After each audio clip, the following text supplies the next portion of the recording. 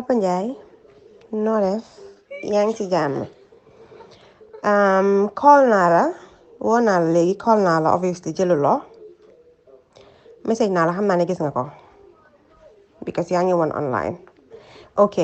lu ma la bëgg a wax lu tuuti la rek te bariwul man damay respecté nit damaa bëgg ku ma ko delloo ba mat sekk parce que jëkkër bu ma takk sax teg ma xam na ne maa gën a réew kaa la ñu réew maa fi gën a baax nag maa fi gën a mën a bëgg nit maa fi gën a mën a respecté nit mais bëgguma ku ma manqué de respect parce que du ma manqué de respect nit du ma disrespect nit si gàttal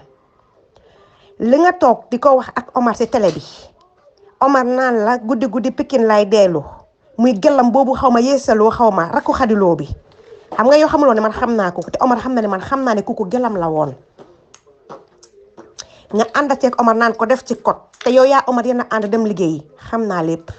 lenn rek laa la bëgg a wax ñàkkuma fayda manqué wu ma Omar yabu ma yow yabuloo ma te man gisuma kenn góor yabul jigéen yabul te du Omar du tax kenn ku ma waxoon naa ko bu fekkee moom dafa manqué ba Sénégal yëpp yab ko man yabuñ ma parce que man xam naa sama bopp xam naa kan lay waxal xam naa fan lay dem ak lan lay wax ak kan lay wax ak kan lay waxal manqué wu ma daw ma si gannaaw kenn rasaatoo ma lu ma am maa ko moom sama histoire Omar nag damaa bëgg nga génn si ba mu set Papa Ndiaye rus naa la respecté naa la te jox naa la cër te bëgguma ñu yegg fee nay maa seetaan entre temps ba mu jeex Omar sama guerre ak moom du ma mu ne dafa capable toog tudd xadiloo naan guddi Pikine mais moom bu fekkee moom dafa guddi Pikine kon na am jom mu fase ma ndax moom mënul yor jabar ku mënul yor jabar nag gel sa mënoo ko yor ndax takk na jabar mënul ci man ñaari salaamaaleykum du dépasse du añ du reer dëkkewu ma dëkkewu ma yow mii xaritam laa koy wax nga da nga fimiste rek waane ànd ak Omar ci yëfi noon seen si fi manka kunka yi muy def ci télé bi dama la koy wax nga yégge ko te vocal bi ma pare dama koy yónnee est-ce que yaa ngi may dégg bu baax moom dafa takk jabar te mënalul jabaram salaamaaleykum du dépasse du añ du reer mënul yore jabaram ndax ba ma takkee ba tey dërëmam dugul ci man te yëfi ñàkk fayda yëfi manka kunkaan la dikkee di toppa si gannaaw Sidi Diop la dëkk suba ngoon guddi ak bëccëg def fi manka kunkaan di fecc ñu koy snap xale jigéen ñi di ko snap di ko dugal si snap bi sa doom day la dëkkee naan ñaan baat nag chaque jour ma ñaan ko baat bañ na ne du ma fase comme sa doom day la yéen ay ànd Pikine yéen ñaar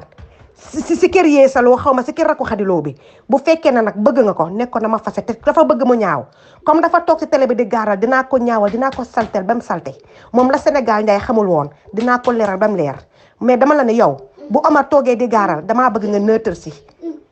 génnal sama diggante ak Omar buy gaaruwaale wala nga bëgg lu neex Omar loolu fajee ko neneen mais pas muy dugg samay 18 nga ciy dugg wax naa la ko nag duma la ko waxaat rus naa la trop te respecté naa la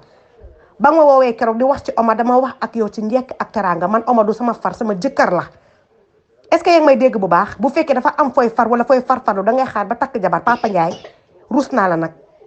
rus naa la trop lii rek laa amoon lu ma la wax